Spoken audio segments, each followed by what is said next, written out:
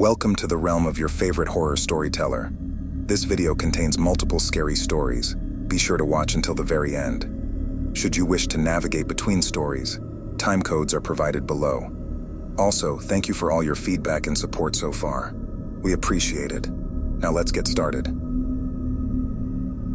Marrowdale, where the past seemed to seep through the cobblestones and into the souls of its residents, the ancient Witherfork estate stood as a monument to bygone grandeur. It was as if time had etched itself into the woodwork, woven its narrative into the tapestries that adorned its walls. And as the leaves began to don their autumnal hues, the estate's doors creaked open for the dispersal of its contents, a veritable treasure trove amassed over a century by the late and enigmatic Mrs. Henrietta Witherfork. Eli, with his quiet demeanor and an ever-present aura of contemplation, was not one to indulge in local folklore. As a history teacher, he sought the truth obscured within the myths, the facts interred beneath the legends. Yet as he stepped through the iron-wrought gates of the Witherfork property, he could not suppress the flicker of intrigue for the stories that swirled around the matriarch of this dominion. It was whispered that Mrs. Witherfork dabbled in the occult, that her wealth was not merely monetary but steeped in arcane knowledge. The estate sale was a bustling tableau of curiosity seekers and bargain hunters, yet Eli's eyes were drawn to an item that seemed untouched by the eager hands of the crowd, an ornate mirror, its mahogany frame carved with intricate motifs that suggested a narrative all its own. It was a stately piece, but it was the glass itself that held Eli's gaze. It seemed deeper than a mere reflective surface, as though it held a sliver of the void within its silvered expanse. Acting on a compulsion that felt like the pull of destiny, Eli approached the auctioneer and placed his bid. The gavel fell, and a murmur went through the crowd, as if they collectively exhaled a breath they hadn't been aware they were holding. As if, subconsciously, they were relieved to be rid of the mirror's silent gaze. Eli had the mirror installed in his study by dusk. There, amongst his books and artifacts, it seemed to be a sentinel of history, a silent guardian of the past. Yet, as the evening wore on, and shadows danced in the candlelight, Eli observed a curious phenomenon. His reflection within the mirror's surface was delayed, trailing his movements by a fraction of a moment.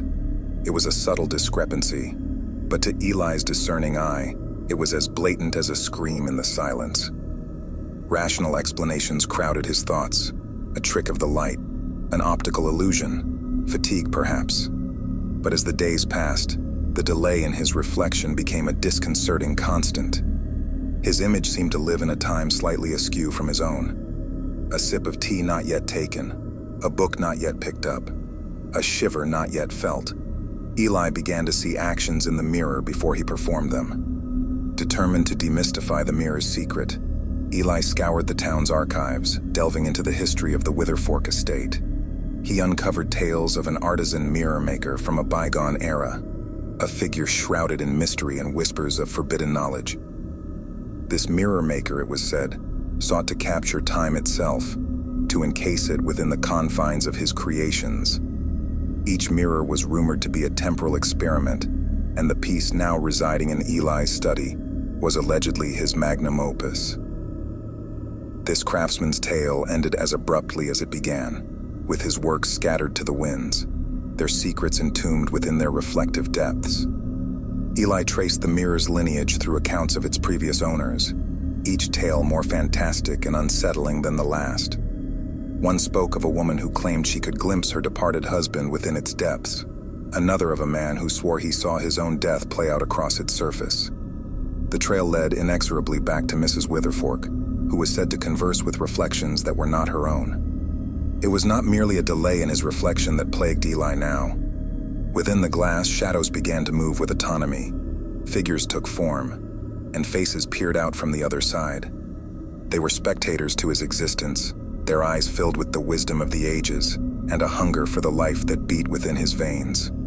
The mirror began to show not just slight alterations in time, but snatches of events yet to come, dark, twisted visions of potential futures that clawed at the edges of reality.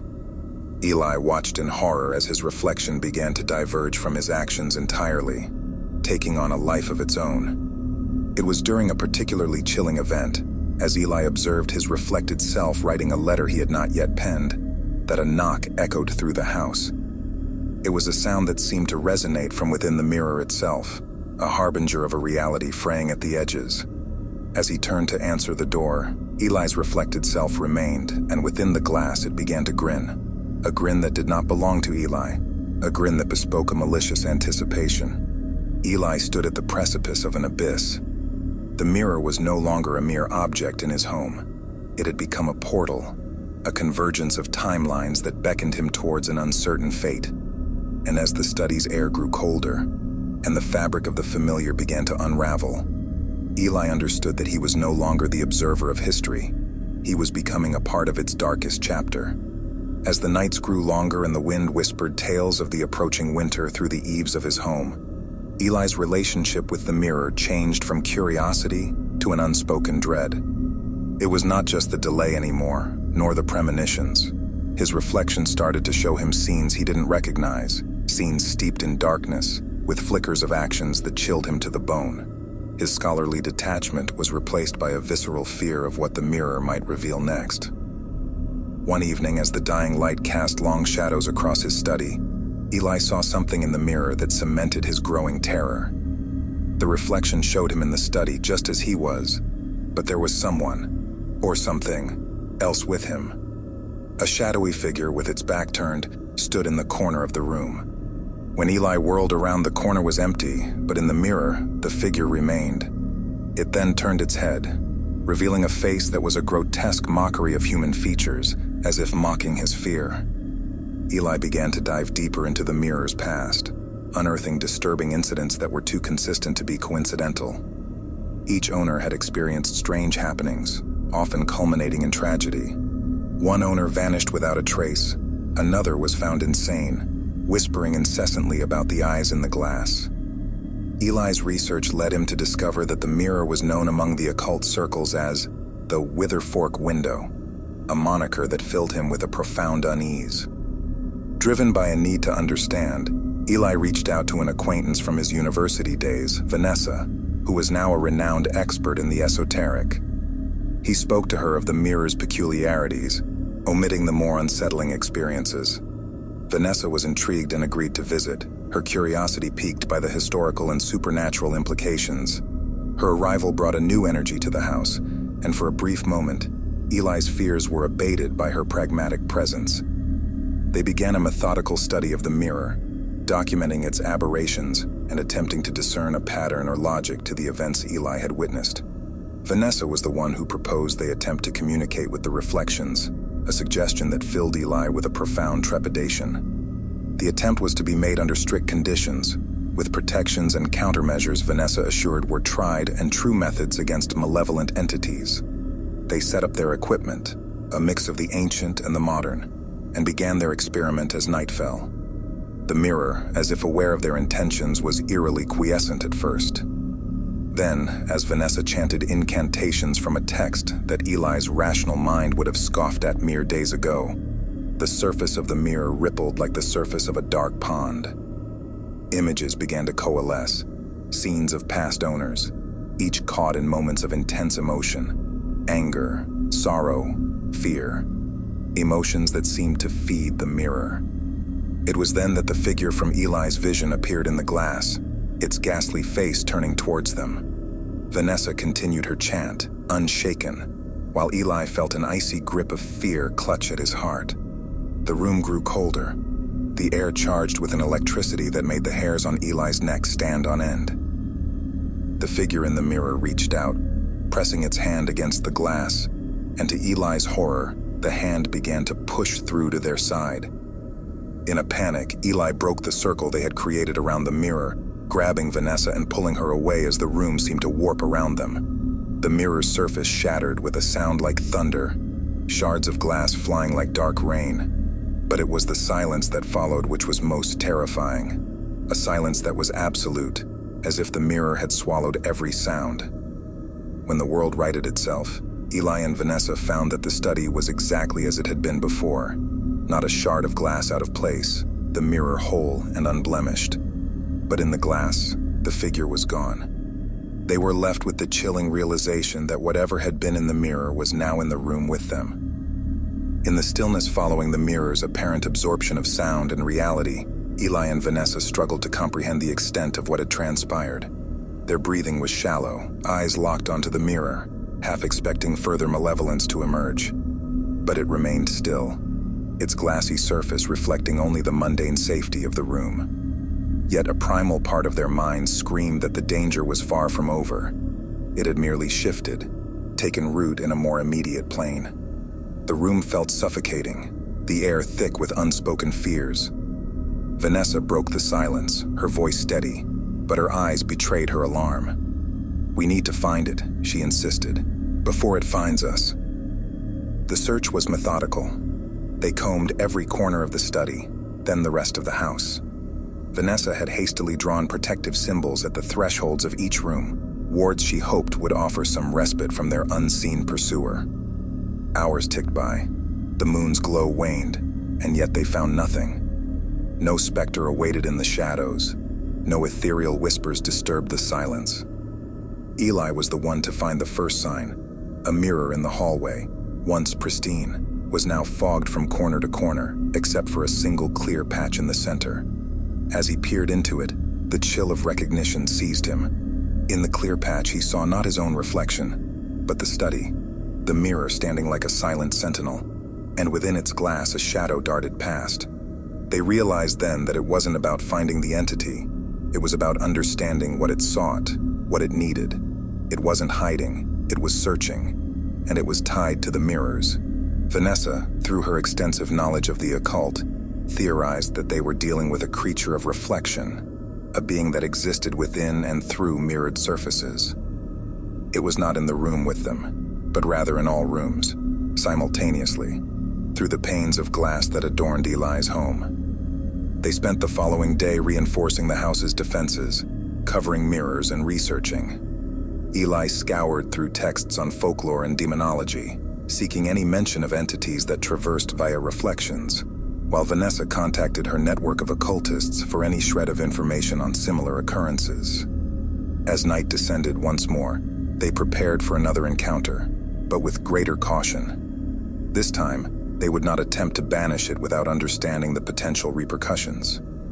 Vanessa had brought a small handheld mirror, one that was deeply etched with sigils and runes, a containment device for entities that lacked physical form. The entity made its presence known subtly at first, a mere flicker of movement in a distant mirror, a brief clouding of glass. Then, with sudden violence, every covered mirror in the house shuddered simultaneously, a deafening cacophony of bangs that tested their nerve. With the small enchanted mirror at the ready, they approached the main study. The air inside was markedly colder, breaths turning to mist, and the Witherfork mirror's surface swirled with a miasma of shadows. The entity revealed itself fully then, a distortion in the air, a ripple in reality that coalesced into a vaguely human shape before the mirror. It was a maelstrom of darkness, edges flickering like the flame of a candle caught in the wind. Vanessa stepped forward, her voice clear as she began an incantation, the enchanted mirror held out before her like a shield. The entity seemed to recoil, its form becoming erratic, chaotic. But it was not retreating, it was preparing. With a sound like a crack of lightning, it surged forward, an assault of pure malevolence aimed at the heart of their defenses. Eli felt a force push him aside as Vanessa was thrown back, her incantation cut off by the entity's onslaught. The enchanted mirror skittered across the floor, its surface now cracked. The room was a whirlwind of supernatural force, books ripped from shelves, furniture sliding as if the house itself was rejecting the entity's presence. In a desperate bid, Eli lunged for the cracked mirror. The entity turned its attention towards him, a terrible pressure building in the air. Words from Vanessa's fallen tome came unbidden to his lips, and with a defiant shout, he spoke a command, his voice carrying the weight of ancient authority. The entity halted, its form shuddering, and then, with a noise like a sigh from the depths of the earth, it recoiled back into the main mirror. Eli scrambled to his feet, grabbing the sigil-etched mirror.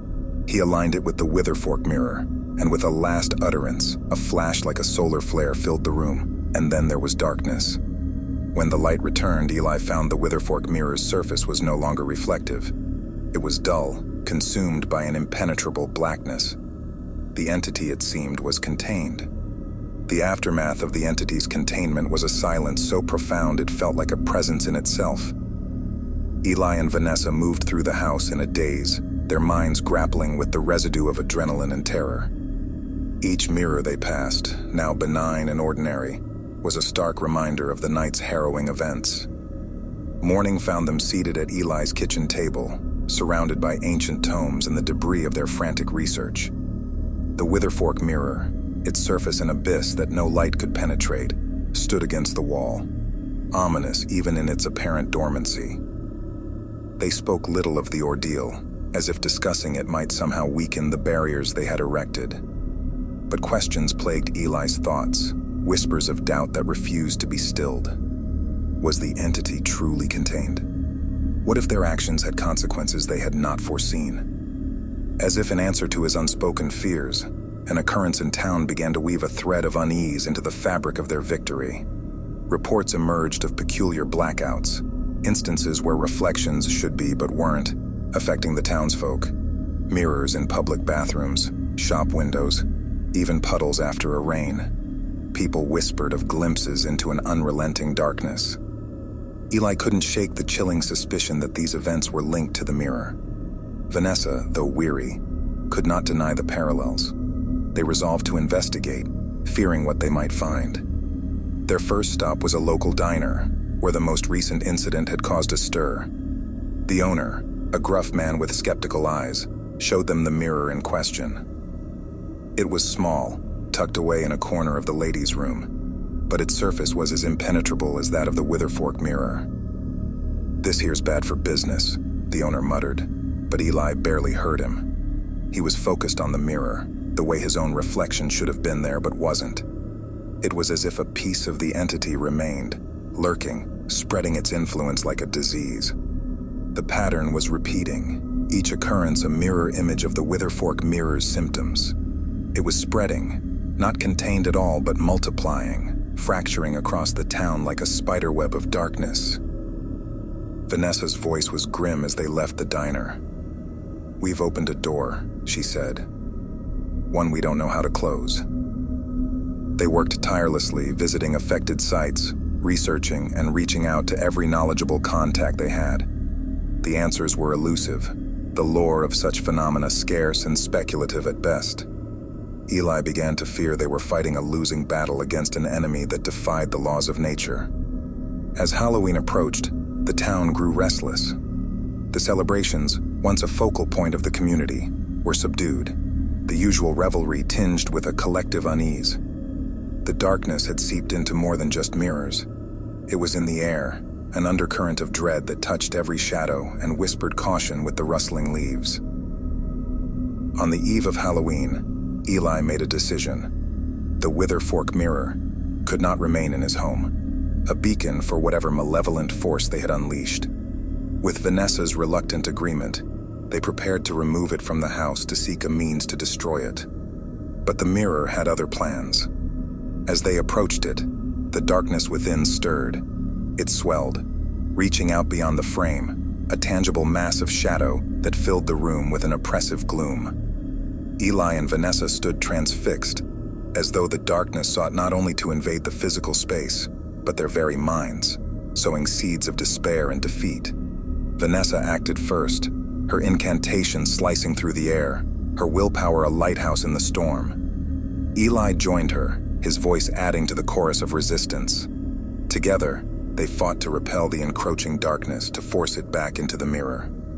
The struggle was titanic, a battle of light against dark, of life against an abyss that hungered for existence. And as the clock ticked towards midnight, the veil between worlds at its thinnest, the outcome hung in the balance, as fragile as the flame of a candle in the wind.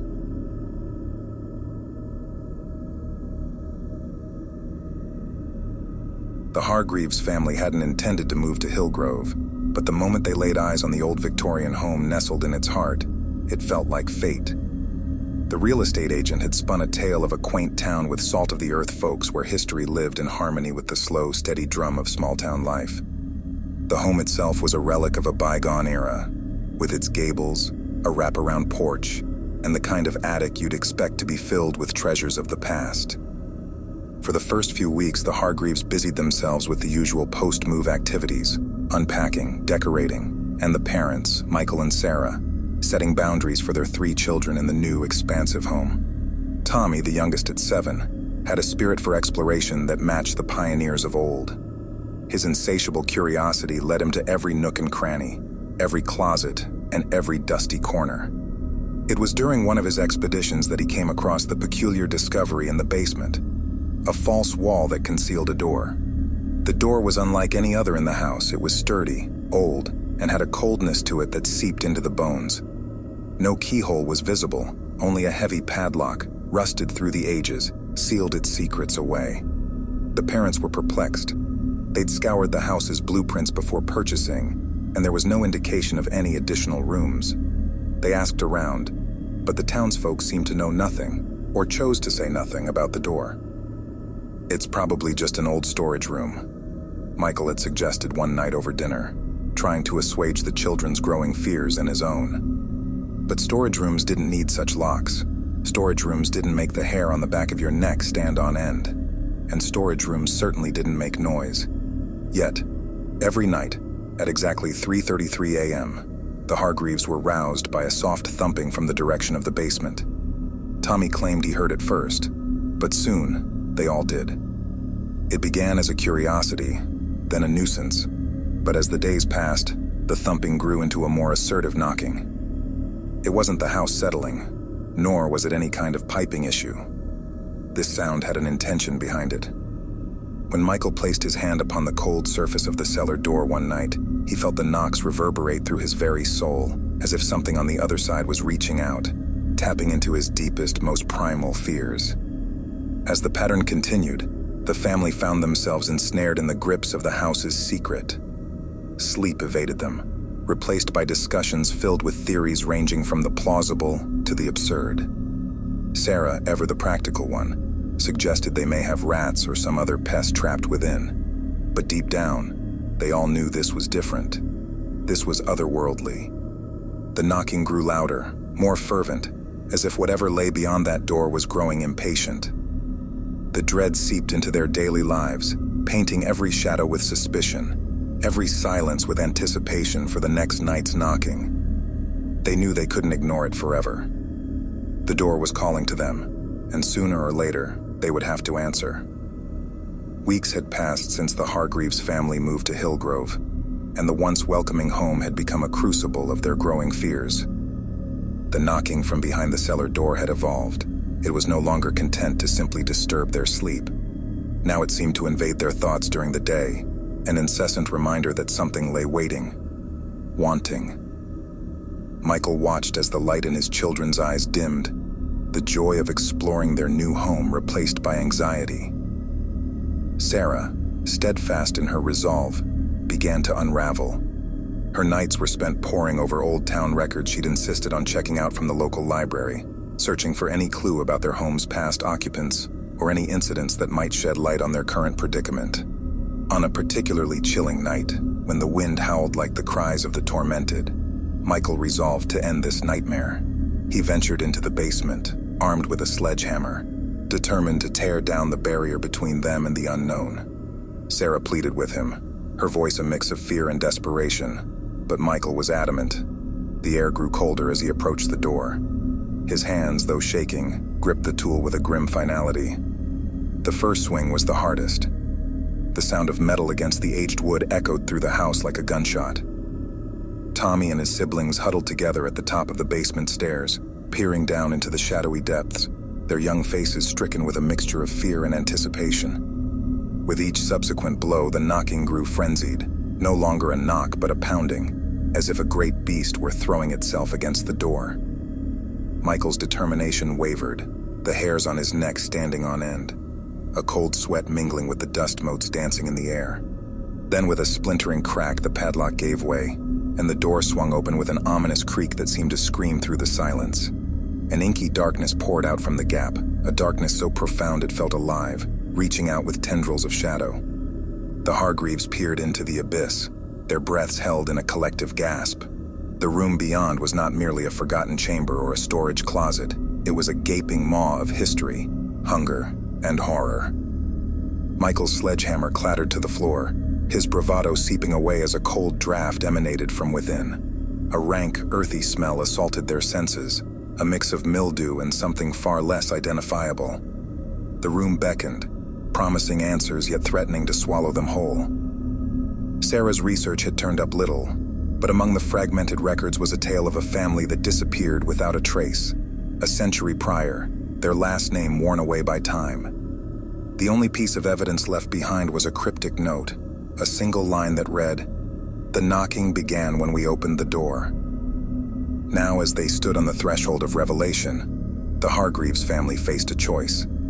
They could turn back, try to forget, and possibly move on, or they could step into the dark, confront the source of the knocking, and perhaps unearth truths best left buried. The choice was ripped from them as a sound unlike any other filled the basement. It was a sob, a low moan that twisted into a crescendo of wails and screams echoing from the void. It was a symphony of agony, and within it, they could distinguish voices, cries for help, and pleas for mercy. Michael stepped forward, a protective instinct overriding his terror. He had to know what was inside, had to protect his family from whatever cursed legacy was contained within the cellar. Sarah clutched his arm, her eyes wide with fear, but she nodded. Together they would face whatever haunted their new home. The children, too scared to stay alone, followed closely behind, their small hands clinging to their parents' clothing. The family moved as one, crossing into the cellar, their fates entwined with the heart of Hillgrove's darkest secret. The cellar's air was thick with the weight of undisturbed years, each breath tasting of damp stone and decay. The darkness before the Hargreaves was not just a mere absence of light, but a physical presence that seemed to push back against the glow of the flashlights they held. The walls were lined with shelves covered in a tapestry of dust and cobwebs, housing jars filled with unrecognizable contents, their labels long since faded to nothingness. The floors were a labyrinth of old furniture covered in tarps and boxes stacked haphazardly, as if someone had tried to hide or forget what lay within. As Michael and Sarah, with their children huddled close, ventured deeper, they began to notice something unsettling. Objects scattered around that didn't belong to any era they could identify. A doll with eyes that followed them mournfully, an old-fashioned camera with no lens, a painting of the house with figures in the windows that seemed to move just out of sight. It was then that the sobbing began again, a sorrowful dirge that resonated from the cellar's farthest corner. Drawn to it, they found a small, barricaded door within the cellar, the wood marked by deep gouges, as though something had been trying to break out, or break in. Gathering his courage, Michael moved the debris blocking the door. The sobbing grew louder, more frantic. He hesitated, his instincts screaming at him to flee, to take his family and escape whatever was calling out to them. But he couldn't, not without knowing if the source of their torment was something they could face. With a final push, the door gave way, revealing a narrow tunnel that descended further into the earth, beyond the boundaries of what their house should contain. The sobbing was now accompanied by whispers, a cacophony of voices that beckoned them onward. Driven by a mixture of fear and desperation, the Hargreaves descended. The tunnel twisted and turned, leading them beneath the foundations of their home, into a place that felt older than time itself. As they progressed, the whispers grew into murmurs, recounting tales of sorrow, loss, and regret. They emerged into a cavernous room, the walls etched with strange symbols that seemed to pulse with a sickly light. In the center, a massive stone table dominated the space, surrounded by chairs that looked more like thrones. And upon that table lay a book, its cover worn and pages flickering as if caught in an unfelt breeze. Sarah approached the book, her hand trembling as she reached out to touch it. The moment her skin made contact with the ancient tome, the room was filled with a blinding light, and the whispers crescendoed into clarity. Visions assaulted them. People gathered in this very room, chanting in a language that twisted the air. A ritual performed. A door opened to something that should have remained closed. They saw the previous family, the ones who vanished, caught in the throes of an unimaginable terror, and they understood. The knocking was not a plea for entry, but a warning, a desperate attempt to keep the door sealed. With a gasp, Sarah pulled away from the book, the light dimming and the room returning to oppressive silence. They were not alone. They had never been alone. The spirits of those who had suffered here were bound to the house, their torment a beacon that called to the living, luring them to unearth the truth. Now the Hargreaves knew what lay beneath their home was not merely a cellar, but a prison for something that the rituals had summoned and could not banish. They needed to leave, to escape the fate of those who had come before them. But as they turned to the tunnel that had led them here, they realized it was no longer just a tunnel. It was a throat, and the house was the beast that had swallowed them whole. The realization of their perilous situation settled over the Hargreaves like a shroud. The once mundane cellar had transformed into a nightmarish realm, a place that transcended time and logic. The whispering spirits swirled around them, their voices a mix of warnings and wails of despair. As Michael and Sarah clutched their children close, they understood that their intrusion had stirred the very foundations of this cursed place. The ritual that the previous occupants had conducted was a seal, one they had now unwittingly broken. The air turned frigid, and the darkness seemed to pulsate with malicious intent. From the stone table, the book's pages began to turn of their own accord, stopping on a depiction of a dark figure, its form made of shadows and its eyes like hollow pits. A low growl echoed from the depths of the tunnel, growing louder as the presence they had feared made itself known. A formless shadow emerged, its edges flickering like the flames of an unholy fire. It moved with purpose, its focus solely on the living intruders. Michael stepped forward, his body trembling but his voice steady. He realized they could not outrun this entity. Their only chance was to rebind it to its prison. He demanded that the spirits aid them, invoking the bond of shared humanity and the desire for peace. The spirits, once victims of this horror, converged into a maelstrom of light, clashing with the shadow in a spectacle of otherworldly power. The cellar shook with the force of their battle, stones falling from the ceiling, the earth itself crying out in pain. Sarah, guided by an unseen force, lunged for the book. Her hands danced across the ancient script, and she recited words that she could not understand but felt deep within her soul. With each word spoken, the shadow wailed and recoiled, the spirit's light growing brighter, purer. The children, witnessing the battle, added their voices to their mother's incantations, their innocence and hope acting as a beacon in the darkness. Their combined wills manifested as a shield, protecting their family from the malevolence that sought to consume them. As Sarah reached the climax of the incantation, a blinding explosion of light filled the cavernous cellar, the shockwave throwing them to the ground. Silence followed, a hushed, sacred silence that held the promise of reprieve. They rose, battered but unbroken, to find the shadow gone, the spirits at peace, and the book sealed shut, its cover now blank, as if awaiting a new history to be written. The tunnel had returned to its benign state, a simple passageway leading back to their cellar.